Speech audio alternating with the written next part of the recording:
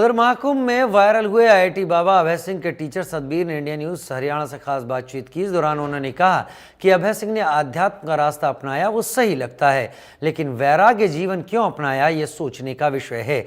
उन्होंने कहा कि अभय सिंह याददाश्त काफी अच्छी रखते हैं और क्या कुछ कहा उन्होंने, आइए सुनते हैं। आईआईटीएन बाबा अभय सिंह आजकल खूब वायरल हो रहा है। इस आईआईटीएन बाबा ने वर्ष 2005 से वर्ष 2007 तक डीएच लॉरेंस स्कूल झज्जर से जो है पढ़ाई की है। जो उनके फिजिक्स के टीचर हैं, इंडिया न्यूज हरियाणा ने जो है उन्हें खोजा है। सतबीर जी हैं हमारे साथ। जी सतबीर जी, क्या कहेंगे जो आईआईटीएन बाबा जो है अभय सिंह वायरल हो रहा है, तो उसके बारे में क्या कहना चाहेंगे आप? सर, मेरा नाम सतबीर सिंह है और मैं कुरुक्षेत्र में रहता हूँ और 2008 से मैं शिक्षा विभाग में कार्यरत हूँ। इससे पहले मैंने 2000 से 2007 तक विभिन्न स्कूलों में काम किया, लेकिन 2005 से लेकर 2007 तक मुझे डीएच लॉरेंस झज्जर में काम करने का मौका मिला। मैंने उनको फिजिक्स पढ़ाया। मैं अकेला ही फिजिक्स का टीचर हुआ करता था। और जो मोस्ट पॉपुलर प्रयागराज में कुंभ के मेले में आज सबसे ज़्यादा जो पॉपुलर है, जिसके बहुत मिलियंस ऑफ व्यूअर्स हैं, उन्होंने अभय सिंह बाबा ये मेरे स्टूडेंट रहे हैं। तो और किस टाइप का स्टूडेंट था? इंटेलिजेंट था? कुछ संस्मरण होंगे आपके, क्योंकि आपसे बातचीत हुई, आपने कहा कि जब आपने उसकी फोटो देखी तो आपको याद आया कि ये कोई जाना पहचाना चेहरा है। किस तरह से, क्या बताएंगे?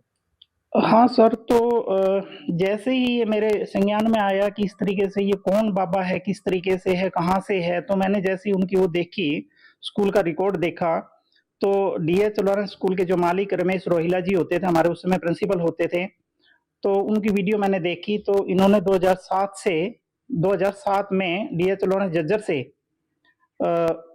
10+2 की है और उसके बाद आईआईटी मुंबई, जो सबसे प्रतिष्ठित, that is very very difficult to take the admission in that institutions, बहुत ही मुश्किल होता है।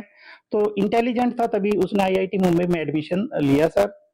और ये तो हमें भी समझ में नहीं आ रहा है कि मतलब एक आईआईटी जो विश्व प्रसिद्ध है, उसमें एडमिशन लेने के बाद और अपने आप को बहुत अच्छे पैकेज पे इस्टेब्लिश करने के बाद, जिसका करीब जैसा कि हमें पता चला है कि 36 लाख रुपया पर एनम पे उसने नौकरी वगैरह छोड़ के और अध्यात्म का रास्ता अपनाया है, तो ये भी हम सोचने के लिए मजबूर हैं सर। कहा जाता है कि विज्ञान और अध्यात्म दोनों का आपस में मेल नहीं है, लेकिन एक आपका इतना प्रतिभाशाली छात्र जो है वो अब जो है शिव की भक्ति में लीन हो गया। किस तरह से देखते हैं? अपने परिवार को वो उसका जिम्मेदार बता रहा है। सर देखिए, हर घर के अंदर अलग अलग कहानी होती है, छोटी मोटी डिस्प्यूट हर जगह होती है, ऐसी कोई बात नहीं है। जिस समय वो पढ़ता था तो भी हमारे संज्ञान में कोई ऐसा मामला नहीं आया। पीटीएम वगैरह होती थी, पेरेंट्स टीचर मीटिंग वगैरह होती थी, उनके पेरेंट्स वगैरह भी आते थे, तो ऐसी कोई बात नहीं है। हाँ, ये है कि वो जो बच्चा होता था, जो सबसे हटके होता था, हर एक एक्टिविटी में सबसे आगे होता था और उसका जो माइंड था बिल्कुल सब बच्चों से अलग ही था, मैं तो ये कहूँगा।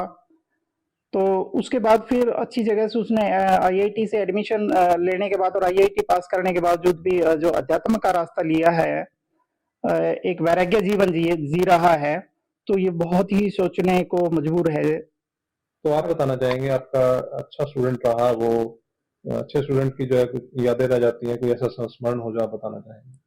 जब उसने 2007 के अंदर 10+2 किया तो विदाई पार्टी थी और जो कंडक्ट वगैरह करता था उसका होल्ड होता था, वही करता था मोस्टली। तो विदाई पार्टी वगैरह के अंदर उसने मेरी एक मिमिक्री की, जो मेरे कुछ तकिया कलाम शब्द होते थे, जैसे ठीक है ठीक है ठीक है, ये चीजें मैं कहता था। तो उसने काफी मेरे ऊपर कहा और मैंने उसके बाद कहा कि अबे जो है ना, आपने तो कुछ ज्यादा ही मेरे बारे में कह डाला। तो कहने लगा, सर कोई बात नहीं, हर रोज आप भी हमारे बारे में कहते हैं, कभी अबे चौटाला कहते हैं, कभी कुछ कहते हैं। तो ये था सर। तो कभी संपर्क हुआ उसके बाद आपका, या आप संपर्क करना चाहेंगे आप उससे?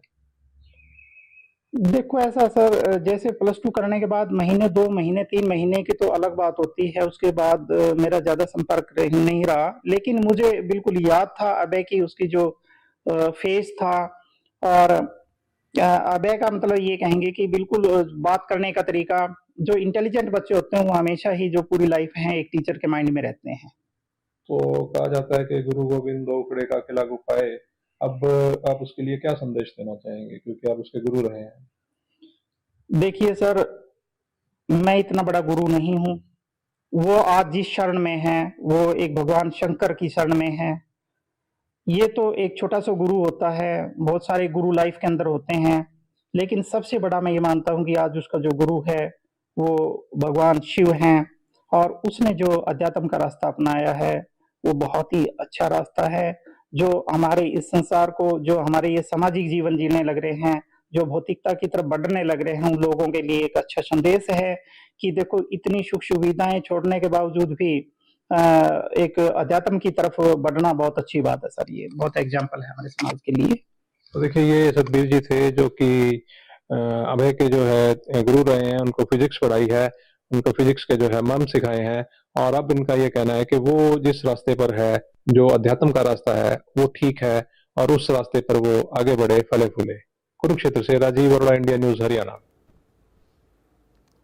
और एक साथ हमारे इस खास पेशकश में फिलहाल इतना ही, वक्त छोटे से ब्रेक का।